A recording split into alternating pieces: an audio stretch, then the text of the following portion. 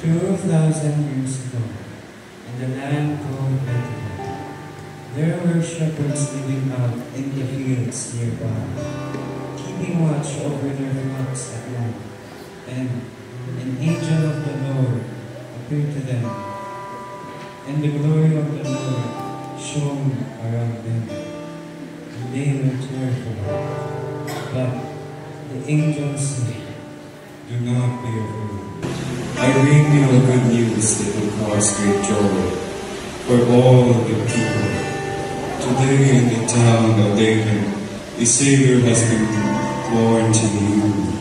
He is the Messiah, the Lord. This will be a sign to you.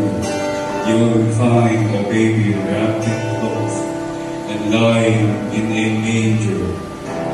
Suddenly, a great company of the heavenly host appeared with an angel, praising God and saying, "Glory to God in the highest, and on earth peace to people of good will."